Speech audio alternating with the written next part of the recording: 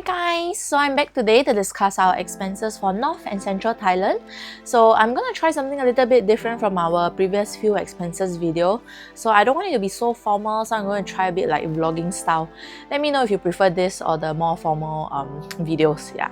And then if you see me looking down and like talking or reading something, it's because I have my computer right here, because I can't remember all the amounts that we spent. If I could, that'd be amazing, but I don't. Yeah.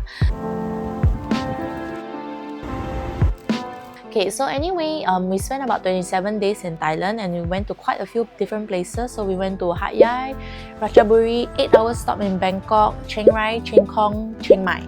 I hope I didn't miss anything out. But so our budget for those 27 days was around 2,000 Sing dollars. But do take note that for this expenses video, I'm going to be discussing how much we spent in the local currency. So for this case, it'll be Thai baht. As usual, first up, I'll be discussing how much we spent for our accommodations. And like I mentioned just now, we were bouncing around in Thailand quite a lot. So if I'm not wrong, we stayed at 6 different locations, but that's excluding like overnight trains and buses. So we were really going like to and fro quite a bit. Yeah, and in total for 27 days, we spent 13,074 baht. But, one of that stay wasn't necessary because we actually missed our overnight train to Ratchaburi, so we had to stay in Hat Yai for one night. That was a whole ordeal that cost us about 100 plus Sing dollars, so we could have saved that amount if we didn't actually miss our train.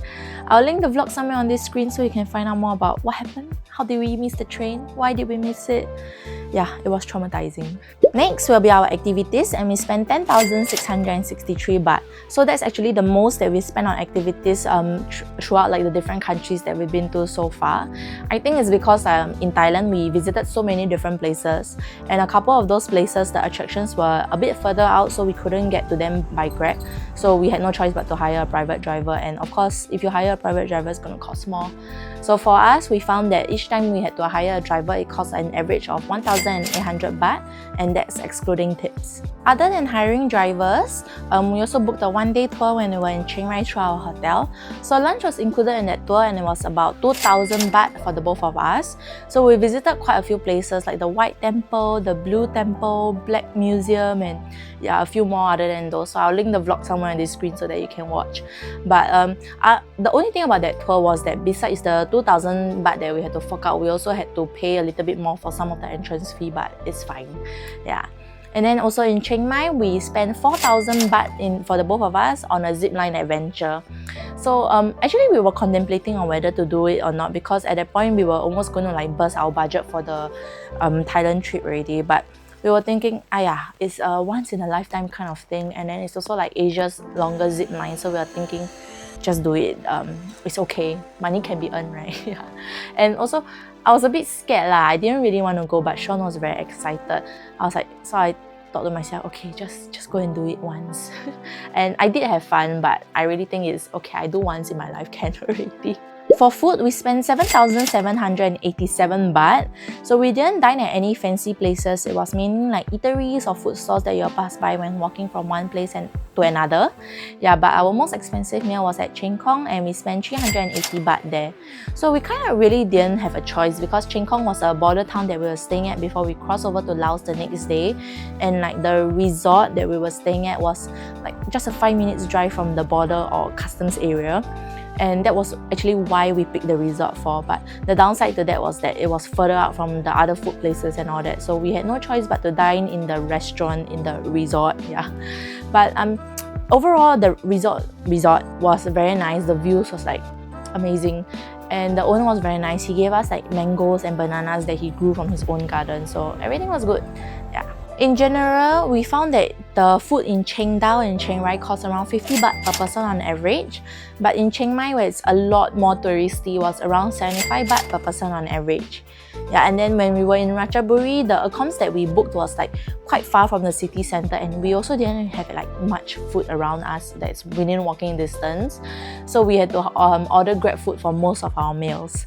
Yeah, and also there wasn't any convenience stores near us. I don't know why. So we had to order GrabMart for like water or buns for breakfast and all that.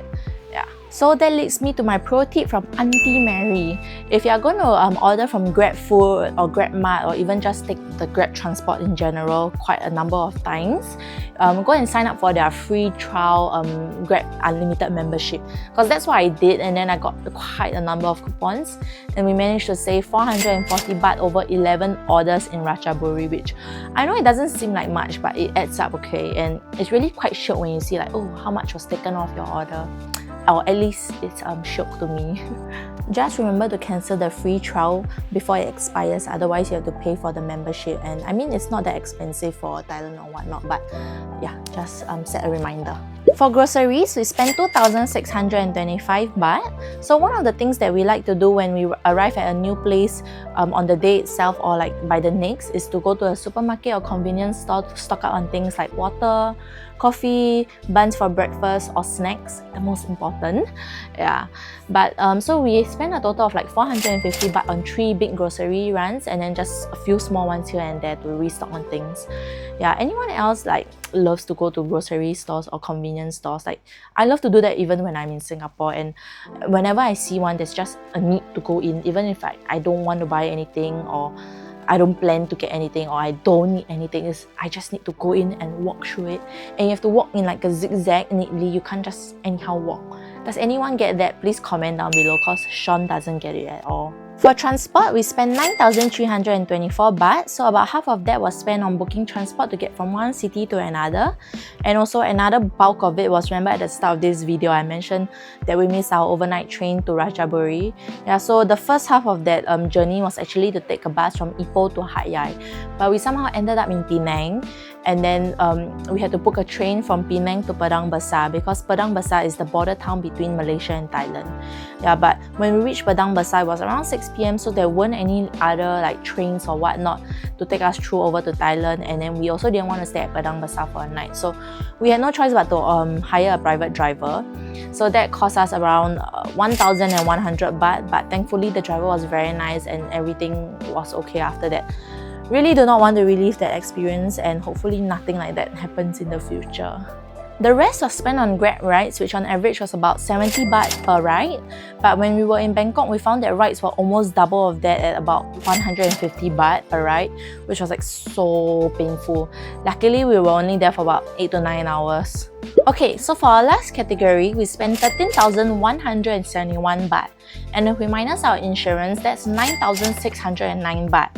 Yeah, so that's still a lot, because a major and unnecessary expense was a gimbal that I bought for 4,590 baht. So it's a DJI gimbal, and that's because I almost lost our mic, or I kind of did lose our mic, and then we managed to get it back.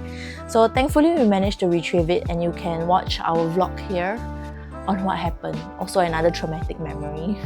Sean and I also spent 629 baht on an Ulanzi tripod, which I'm using it right now, so I guess it was worth it. And then we also spent 1,384 baht on sending items and postcards back to Singapore. So yes, if you've been keeping track, we actually exceeded our budget for this month, and we spent 56,644 baht in 27 days, which averages to 14,686 baht per week and 2,098 baht per day as a couple. Based on this, you can expect to spend 1,049 baht per person per day on average, or you can expect to spend lesser, because if it wasn't for our misadventures, we wouldn't have spent that extra 300 Sing dollars and exceeded our budget. Yeah, but I guess it's always good to plan for these unexpected surprises, right? If you like this video, remember to give it a thumbs up and subscribe to our channel. And also remember to comment down below if you prefer this kind of style of video, or you prefer the more formal expenses video. Bye!